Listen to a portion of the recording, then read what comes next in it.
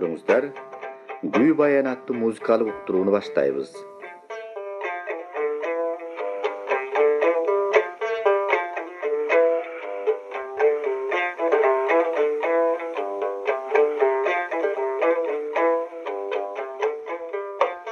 Берүүнү Асан Кайбылда уулу алып барат.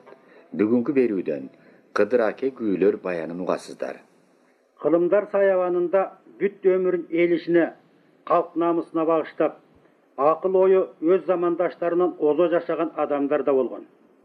Тарыхый маалыматтарга караганда, өткөн кылымдардын мындай адамдарынан Шапак, Атаке, Тайлак, Ормон, Балбай, Байтик, Шабдан, Курманжан датка, Боронбай сыяктуу эл башкаруучуларды жана баатырларды, Калгул, Арыстанбек, Молдокулуч, Белек, Жеңижок, Токтогулдай акын, ырчы ойчулдарды, Тилекмат аке, Мойт аке, Сарт аке, Садыр аке, Карач аке, Кыдыр акеге окшогон даанышмандарды атоого болор эле.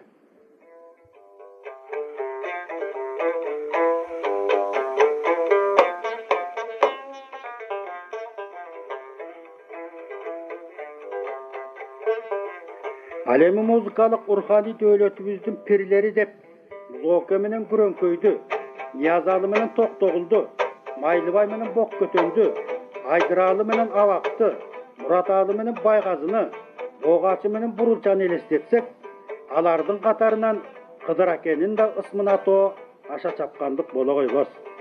Арийне мен бул ойду эл бийлеген, журт башкарган, олчойгон дөөлөтүнө менсинбей, калк кадырлаган комузчулук өнөрдү туу туткан карапайымдык, айкөлдүк сыяктуу өзгөчө касиетке эгедерлик үчүн айтып жатам.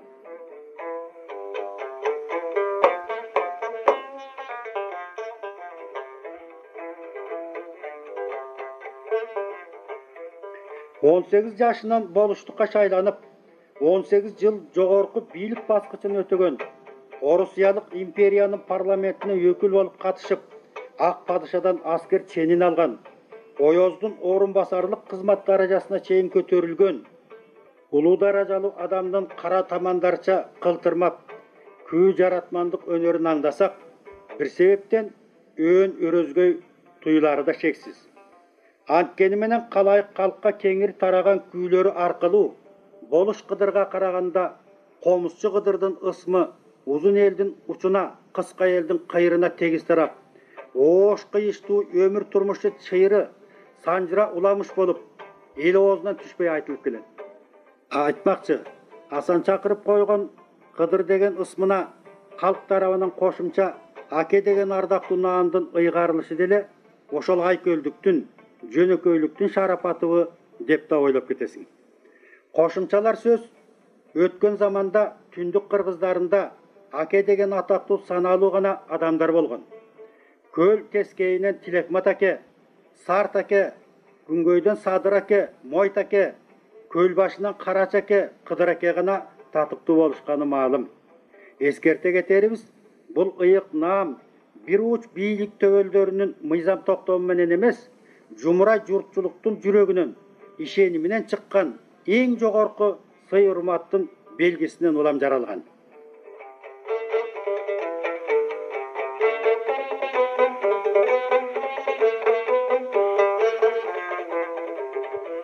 Кайсы гана тарыхый инсанды албайлы, анын ким экендигин, эмгеги, ишмердиги, коомдогу ээлеген орду ошол мезгилдин тараза ташы менен өлчөнүп, өз доорунун кулуну катарында бааланууга тийиш. Кыдыр акенин өмүр жолу да жакынкы мезгилдерде иликтөөгө алынып, газет, журналдар макалалары түрүндө жарыялана баштады. Кыдыр аке дарегин ийне жибине чейин сай медиреп айтып берүүчү куйма кулактар Арык Белек элинде азыр да аз эмес. 95 жаштагы Кыдыр акенин өз баласы Шамидин, 94 жаштагы Кыдырдын урук тууганы Оразалы уулу Жумалынын, жамаатташ жашаган кыштактын карыялары Рахман уулу Сыдыктын, Азиз уулу Шаабайдын, Абдылда уулу Абылдын, Эркетан уулу Омордун, Ыракым уулу Абдыштын, Касый уулу Бекештин айтып бергендерин кагазга түшүрүп алган жайым бар эле.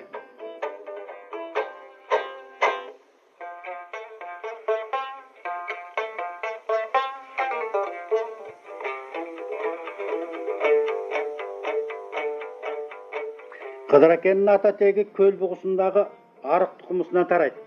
Арык мырзадан Балтатыр Жоотатыр, Жоотатырдан Күчүк, Күчүктөн Байым Сейиткулу Сейитказы, Сейитказыдан Манак Татыгул Дүйшө Бөбөөн, Бөбөөндөн Түлөберди Жамгырчы, Түлөбердинин Эренче деген калмак аялынан Баймурат Дайырбек Олжобай, Олжобайдан Акылбек Байсары Токсоба, Байсарыдан Кыдыр аке. Кыдыр аке өз мезгилинин кадырман адам болгон. Бугу Саяк Сарбагыш элине бүтүндөй маалым. Ал эми бугунун ичиндеги арык белектен эч ким Кыдырдын астына чыкпагандыгы айтышат. Кыдырдын мансапташ телтең туштарынан Көл бугусунда Ногойдун Батырканы, Албайдын Сооданбеги, Санжылкулу Сарыбай бай, Чүрүмдүн Карачы, Тогузбайдын Томук Жутар Чоң Карачы, 40 жигит күткөн Орунтайдын Малайы сыяктуу болуш бей, манап байлар эсептелген. Калдайып караан туткан үзөңгү жолдошторунан Каратакыя Тууганбай, Базарбай, Кулатай, Ондон Сарыкеден Байтик, Бөгөнбай, Деркенбай, Жакшылык Жантайды, Моңош Торгойду, Кескиден Ажына Чеченди, Жамгырчы уулунан Кайду Саватарды, 30 уулу Мантикени атасак болор эле. Бул эл жакшыларынын ичинде өйдө төмөн серпишип, жол талаша албаса да, кызыл киндик калмагыңар эмне дээр экен, деп астыртан чымчылап суроо жылдырып, бура сүйлөгөнгө батынгандары Батыркан болуш Сооданбек Манапкана болгон дешет. Айтмакчы, калмак аталмагынын тереңде жаткан өзүнчө сыры бар. Сөз оролунда ошону да кыстара кетүү эп болуп тургансый.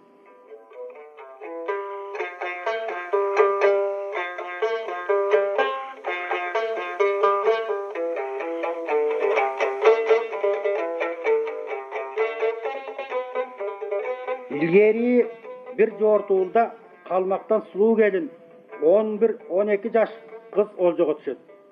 Мен алчумун келин дилешип жортуулчулар арасында талаш чыкканда Каратакыянын кадырман аксакалы Ургазы калыстыкка олтуруп, чүчү кулак кармаштырганда олжо келин Сейитказы уулу Жамгырчага тиет. Келиндин кабарын уккан Түлөберди иниси Жамгырчага келип соогат сураган экен. Ол да катыгын айы, аба, келинге нике кыйылып калбады беле. Куру кетпеңиз эми, байбичеңиз жумшабасын деп Жамгырчы агасына кызды учкаштырып жиберет. Отун алуу, от жагуу, гүл чыгарып казан аяк кармоо, түнкүсүн короо күзөтүү жумаштары бечара кыздын мойнунда. Колу буту туурулуп, чачы башы биттеп, кийими дал-далынан жыртылып, күн кейпинде жүрсө да, кыз кабак кашым дебей, тири карак оокатка камбыл. Күндөрдүн биринде түн ортосу ой, сыртка чыкса, кууртонду үстүнөн сыйрып таштап, боргулданып тердеп кыз уктап жатат. Томуктай булуттун көлөкөсү улам жылып, кызды айдын жарыгынан калкалап турат. Түлөберди бул укмуш сырга таң калып, бул бекер кыз эмес деп иштен тынат. Арадан жыл алмашып, кыз бой тартат. Алда кандай болот? Нике кыйдырып кызды өзүм аялдыкка алайын деп Түлөберди байбичесине арага киши салат. Сиздей тоодай таштай адам үйүндөгү күнөө үйлөнсө эмне деген сөз болот? Мындай токон наалат сөздөн арыраак бололу деп байбиче асман айга түйүлүп жуутпай койгондо калк кадырманы Ургазы аксакал келип келинин эпке көндүрөт. Түлөберди нике кыйдырып калмак күнгө үйлөнөт.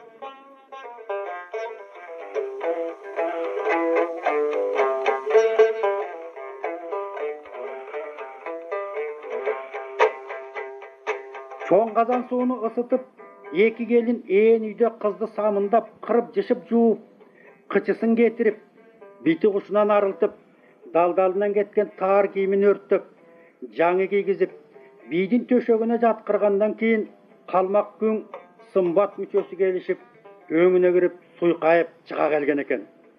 Калмак күңдүн туну кыз, андан соң уул төрөп, атын Баймурат коюшат.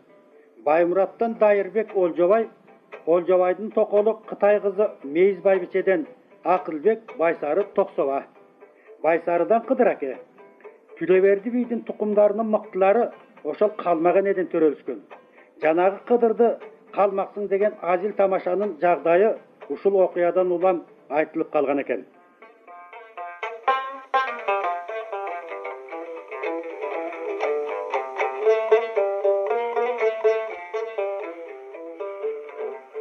Токсоба болуп турганда 10 жашар жалгыз баласы миң жылкы аттан жыгылып жаздым болот. Бала күйүүтүнө чыдабай Токсоба аза күтүп бүктүшүп жатып калат. Ошол жылы сыртта эңилче кайыңдыда Кыдыр төрөлөт. Байсары жаккага көчүп келатканда Бакалы көлдөн Токсобанын байбичеси тосуп чыгып, "Бешик бооңор бек болсун" айтып, бала көрүндүгүнө жеңесинин ээринин кашына тай туяк жан билет. Байбиче баланы абысынга бешиги менен сунат. Бешикти өңөрүп, баланын мурдунан чымчып өп, Токсобанын байбичеси кереге ташка жүрүп кетет. Эмчеги ашып ташыганына карабай, баланы кайниси Токсобага биротола калтырып кете берген экен Кыдырдын өз энеси. Ошентип Кыдыр Токсобанын тарбиясында чоңоет. Ак бата кызылганды эскерип, өлгөн баласы миң жылкыга кудалаган колуктусу Мааке бойго жеткенде 8 жашар Кыдырга нике кыйдырып, кайта сөөк жаңыртышкан. Кыдыр 16га келгенде 2 жашын жогорулатып, болуш шайлаттырып, приговорго өз атасы Байсарынын ысмын толтурткан экен.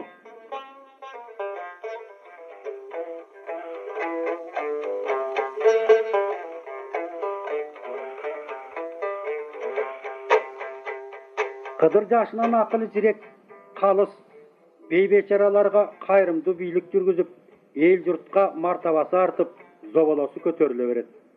Кыдыр аке 2 заманды башынан өткөргөн. 1916 жылдагы үркүн алааматын эли журту менен бирге көргөн. 71 жашында өктөбүр төңкөрүшү жараткан жаңы турмуш агымы менен аралашып, 83 жаш курагында каза болуп, сөөгү өз айылы кереге ташка коюлган. Арине, Кыдыр акенин өмүр таржымалы аткарган иштери адамдык парасаты жагдайда айтса, бул чоң сөз. Бул милдетти тарыхчыларга, санжырачыларга, көркөм сөз чеберлерине коелу да, азырынча коомчулукка анча белгисиз калып келаткан комуз өнөрүндөгү сынаакычылык, күүчүлдүк тасмасы жагдайында оюбузду ортого сала туралы.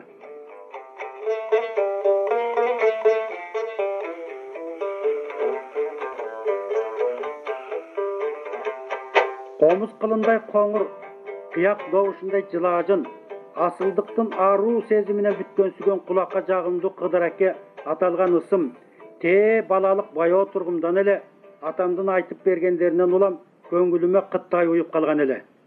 Кыдыр аке менин устатым болгон деген сөздү кийин күү пайгамбары Ыбырай Туман уулунан да эчеңгурдай эшиткен жайым бар. Ырас айтарын айтып капыстан жырткычка капталган адамдай алдан эден чоочулагансып, Кыдыр акенин атын купуя оозанбаса, ачык айтуу опурталдуу асан деп шыбыргакканы да эсимде. Анда партиялык идеологиянын кандуу камчысы төбөдө ойноп турган кез эмес беле. Бутунан жыгылган мүдүрүлүп сүрдүгүп оңолор, асты оозунан мүдүрүлгөн кайта тургус болуп, оң кочуктап сулап калышы эмес беле. Чоң болуш Кыдыр акени эскерем деп, ким эле жыландын куйругун жылаң бут баскысы келсин. Бирок өкмөттүк мыйзамдын кандай катаалдыгы өкүм сүргөнү менен калк өз уулунун ысмын өчүрбөй, жүрөгүнө бекем сактай алды. Кыдыр акенин күү армандуулугу, комузчулугу жагдайында кезегинде Ыбырай Туман уулунан атам Кайбылдадан бир далай маалыматтар алган жайым бар. Ушул кезде да көзү түрүү карыялар бул темада көргөн билгендерин берилүү менен айтып жүрүшөт. Өз мезгилинде көл кылаасындагы бугуз саяк кыдык комузчуларынан эч кимиси Кыдыр акенин көз кырынан окчун болбогон экен. Булардын ичинен саяктан Ороз уулу Токтомамбеттин, Карамолдонун, бугудан Туман уулу Ыбырайдын талант дараметин өзгөчө жогору баалап, такыба мударистей өнөр өрүнө жетелеп, устаттык парзын укмуштай так өтөп келген дешет. Баса саяктын олиясы Садыр аке Карамолдо комузун камкордукка кандай алса, бугунун олиясы Кыдыр аке Ыбырай талантын ырастап, топ жыйынга ээрчитип жүрүп, өнөр таймаштарынын кыйкуусуна шилтек берип, барчын куш сыңары тапка салган экен. Буга мисал катары zamanımыздın uluu kүүчүсү Ыбырай Туманұлы Устаты Кыдыр Акеге кандайча жолугушкандыгы жөнүндөгү окуяны кыстара кетели.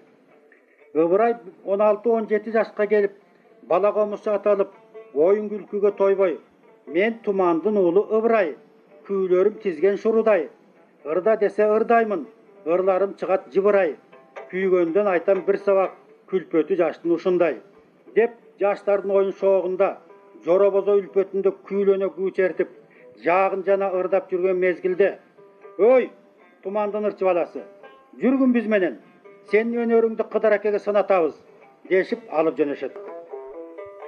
Узун туурасы келишкен жотолуу жигиттин алып мүчөсүнө көңүлү тое, шилтеминен жанбай, барбайган балбан билектин кубат күчүнө тембере, жазбай, кыл терген шадылуу манжалардын ийкемине ыраазы боло, анда санда канжасын соргон болуп, кырынан жаткан калыбын бузбаган Кыдыр Аке, "О, бир окумда суроо атат" дейт. "Балам, ырдап жүрбө?" Комузчунун жан жөкөрлөрү жараша жооп берет. "Кыдыке, бу баласыз кыз оюндар өтпөйт. Жоробозодогу жаагын чааныган ырчылардын ана башы, кыздарыйка кыз жибекти кыягына келтире айтат." Кыдыр Аке Ыбырайды ырдатып көрүп дагы бир окумда: "Балам, эр одарыш балбан күрөшкө түшүп жүргөндүрсүң. Кыдыке, бул өнөрдөн да кур эмес. Эч кимге байга бере элек бул бала", дешти ого бетер мактоого алышып. Коштошуп аттанарда гана Кыдыр Аке сөз жылдырды: "Балам, кайрыктарың так, кыл теришиң элпек, жоктон бар жараткан күүчүлдүгү өнөрүң туру. Ырчылыгыңдын ылымы чак, аны токтотуп коюшуңа лазым. Кара күч дене боюңду тиреп туру. Бирок энең сени эреңиш менен күрөшкө эмес, эл эрмеги болсун деп комузчулук өнөргө төрөгөн экен. Күн түнү талбай күүчертүүгө да тепсе темир үзөр күч кубат, алты сандын аманы керек. Дагы айтарым, саркеде саргарып жата бербе, эл арала, өнөр элде болот" деген.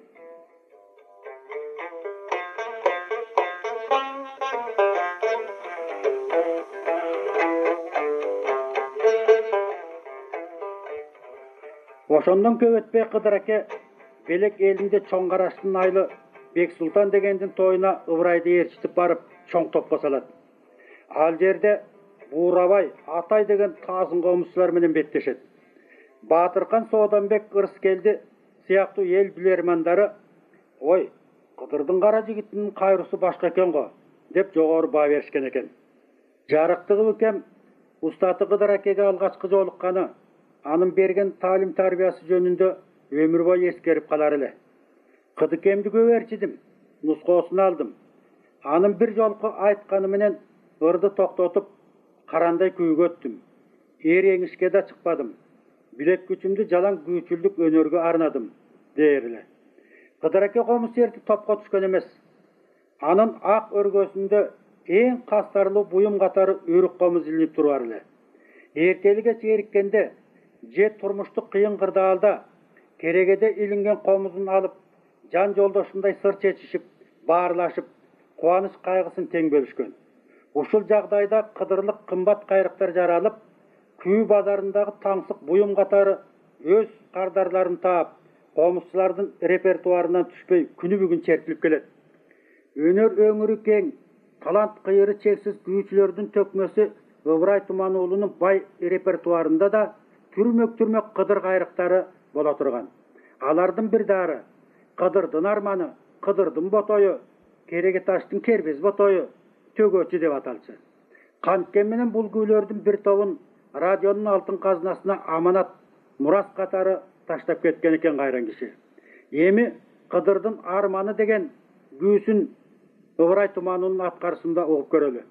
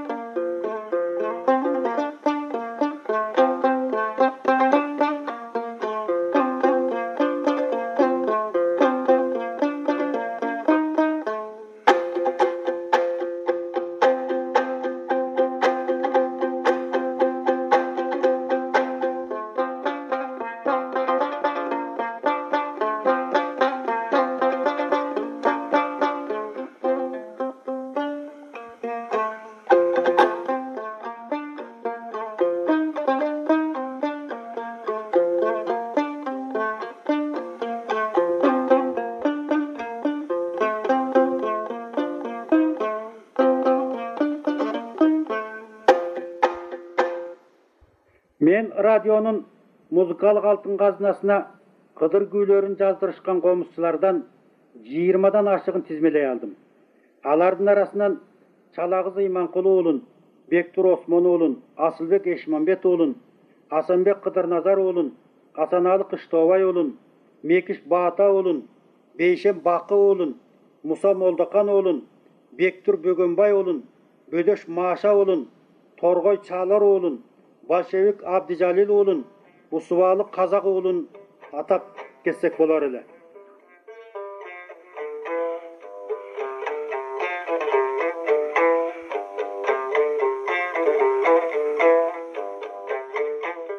Sizleri güy bayanatlı muzikalik berүүnü uktуңуздар. Daýardaganдар ün rejissörü Talant Mambetal oğlu, muzikalik berүүnü daýardagan jana alyp bargan Asan Kaybılda oğlu, redaktory Jeyngül İsak kızı. Salamatda kalıňızlar.